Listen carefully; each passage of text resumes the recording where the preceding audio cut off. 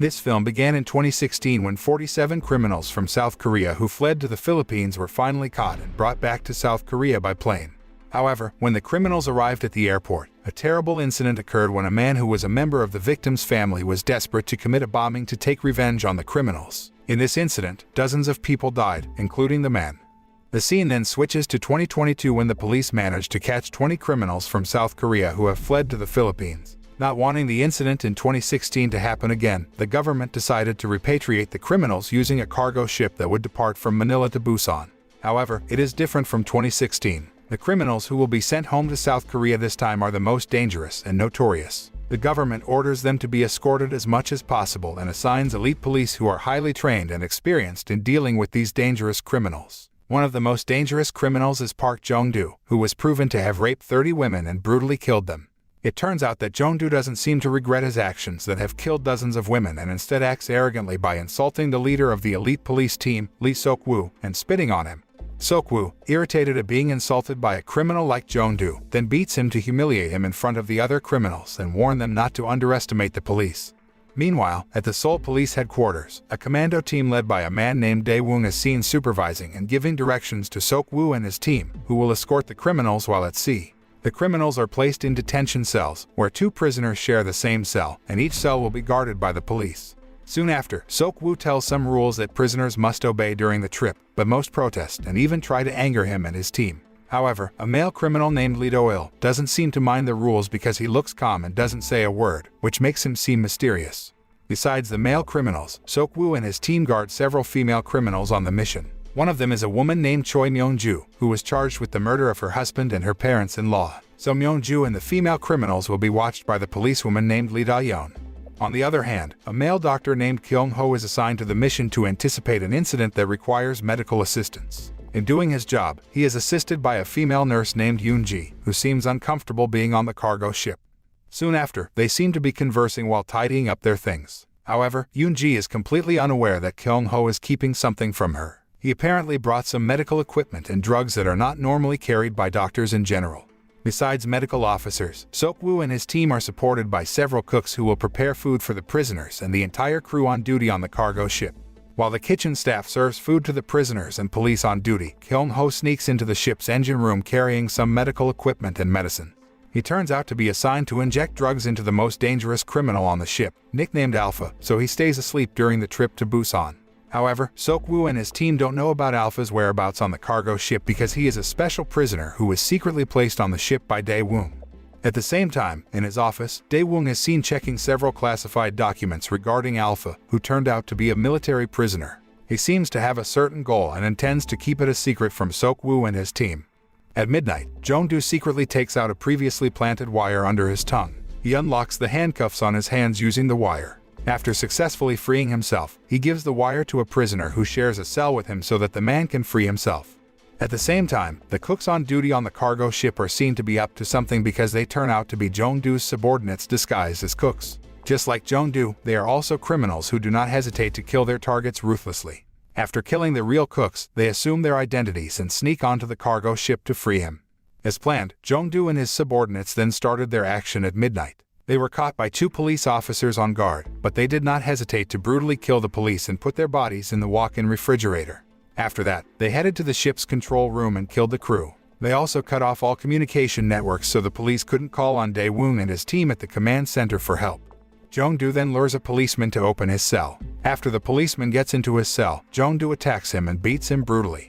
At the same time, his subordinates finally arrive and immediately massacre the police in that place, while Jong-do tortures the policeman, then stabs him to death.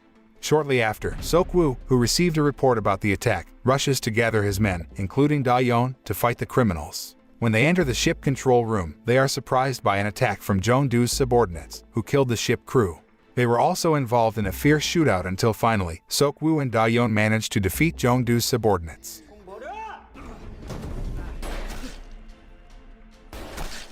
Da-yeon finds a surviving crew member and asks about communication devices they can use in an emergency. The ship crew then tells them they can use the satellite phone in the engine room.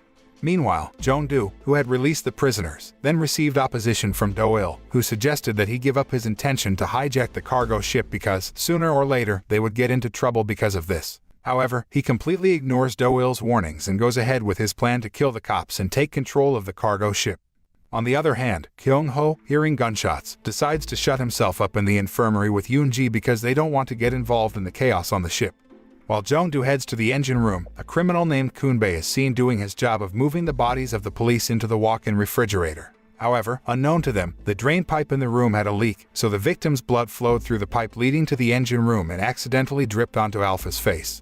Unexpectedly, Alpha, who should still be under the influence of drugs, suddenly wakes up and tries to free himself from his confinement. At the same time, Sok-woo and his team arrive at the criminals' holding cell and are shocked to find their partners who have been slaughtered and the criminals who have escaped.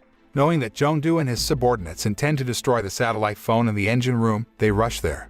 Meanwhile, Jong-do finally arrives at the engine room and destroys the satellite phone, killing the crew members. When he was about to kill the only surviving crew member, Sok-woo and his team finally got there and got into a fierce fight.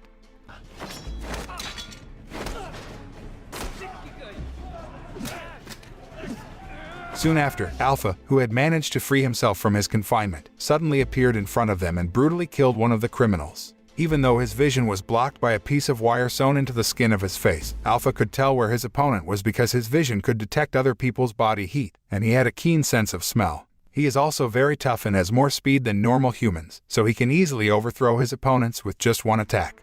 Seeing Alpha brutally killing anyone in front of him, Jong-do chose to run away from that place and shoot people indiscriminately. However, Alpha didn't let him just go like that. Alpha quickly catches up to him and kills his subordinates quite easily before finally getting into a fierce battle with him, who seems overwhelmed by Alpha.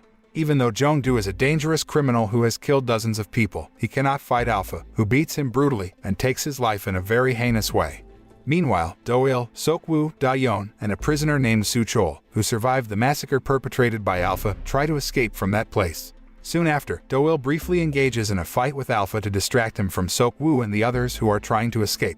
In the end, they manage to escape from the engine room after passing through the automatic steel door that closed just before Alpha reached them. At the command center, Dae-woong uses satellite imagery to find out what really happened on the cargo ship after they lost contact with Sok-woo and his team. Dae-woong is shocked to see the massacre on the ship and finds the criminals who escaped from their cells. At the same time, he gets a call from a man nicknamed the CEO. The CEO seems to have known of the massacre on the ship and orders Dae-woong to clean up the mess. The mysterious man nicknamed the CEO apparently has a number on his chest similar to the number on Alpha's body. He seems to have the same background as Alpha and has a specific purpose since he ordered Dae-woong to bring Alpha to him. Switching back to the cargo ship, the two crew members who survived the massacre try to escape using a lifeboat, but Alpha quickly gets to them and brutally kills both of them. Yoon-ji, who is in the infirmary, accidentally sees the murderer through the cabin window. Unfortunately, Alpha immediately finds out where she is, breaking the window and killing her with just one hand. Upon seeing that, Kyung-ho rushes out of the cabin and runs away until he finally meets Sok-woo and the others. Urged by Sok-woo, Kyung-ho finally reveals that he had been paid to inject Alpha with drugs to put him to sleep during the trip. However, Kyung-ho doesn't know what caused him to suddenly wake up and carry out the massacre. Sok-woo then orders Da-yeon and the others to go to a safe place while he looks for people who might have survived the massacre. In another room, Kun-bae and Myung-ju finally get together with the other criminals after overpowering the police guarding the place. Soon after, Alpha suddenly appeared and attacked them indiscriminately. Fortunately, they survived the attack and tried to escape by taking the elevator, but Alpha can easily chase them by climbing the elevator ceiling and shooting at them. Sok-woo, who happens to be there, rushes to save Myung-ju and takes her out of the elevator, while Kun-bae has to lose his life after the elevator cable is cut and the elevator slides down at high speed. Sok-woo thinks that Alpha may have died just like Kun-bae, but Alpha is alive, able to stand up, and rushes up the wall to reach where he is. Upon seeing that, Sok-woo rushes to take Myung-ju away and hides her in the walk-in refrigerator while he is about to fight Alpha. He tries to fight Alpha, despite knowing he can't beat the dangerous criminal. Fortunately, Sok-woo manages to injure Alpha's right arm, but in the end, Alpha brutally kills him. Meanwhile, Myung-ju, who sees that Sok-woo has been defeated, decides to pretend to be dead by mingling among the corpses in the refrigerator. Luckily, Alpha, who enters the walk-in refrigerator, doesn't even notice that she is still alive and leaves her alone. At the same time, Do-il and the others finally arrive at the room where Alpha is locked up and find the documents regarding his background, which turns out to be a soldier dating from 1943. The document stated that Alpha was a soldier sent to the Philippines, but upon arrival in the Philippines, he and his comrades were captured by Japanese soldiers and then used as experimental subjects in a project to create superhumans who would later be used as lethal weapons in war. Afterward, Kyung-ho tries to find information about the experiment and finds that Alpha has strength and speed beyond normal humans and is very sensitive to sound and the smell of blood. Besides that, Alpha's body does not experience cell aging, so it can be interpreted that he is immortal. A flashback to the past shows several high-ranking Japanese military officials celebrating success after the superhuman experiments they developed finally came to fruition. But at the same time, Alpha, the experimental subject, suddenly woke up and slaughtered everyone in that place. In the present, Daewoo is seen heading to the cargo ship with the elite forces, who are members of a secret organization. They then inject a serum into their bodies to increase strength and speed to face Alpha. Arriving at the cargo ship, Daewoo meets Myung-ju, who asks him for help. Unexpectedly, he kills her because he only came to the place to catch Alpha. Unfortunately, Daewoo doesn't hesitate to kill Da-yeon and the others, leaving Do-il as the only survivor. It turns out that they know each other because Do-il is an experimental subject and has the same number of engraving as Alpha and the CEO. Do-il deliberately gets caught so he can return to South Korea to hunt down Daewoo and the secret organization that made him their experimental subject.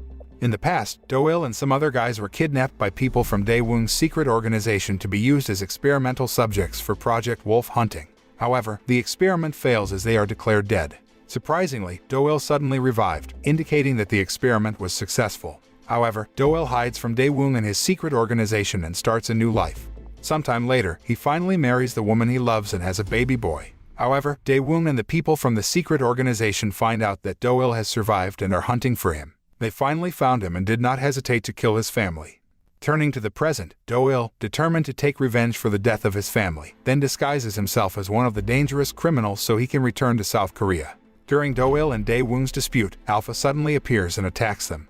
A fierce battle ensues between Daewoo and the elite forces against Alpha, who can easily slay the elite forces. However, Alpha seemed overwhelmed when fighting Daewoo because he had injected a serum that could increase his strength multiple times, so he could beat Alpha.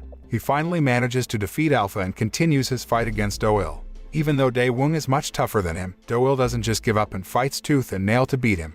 Shortly after, he manages to corner Daewoo and throws himself into the sea with Daewoo. Meanwhile, a fact was revealed and showed that the CEO turned out to be one of the soldiers who were used as experimental subjects by the Japanese in 1943, just like Alpha. However, the CEO seemed much tougher than Alpha and was able to set up a secret organization to continue superhuman experiments. One of the subjects of those experiments was Do-il.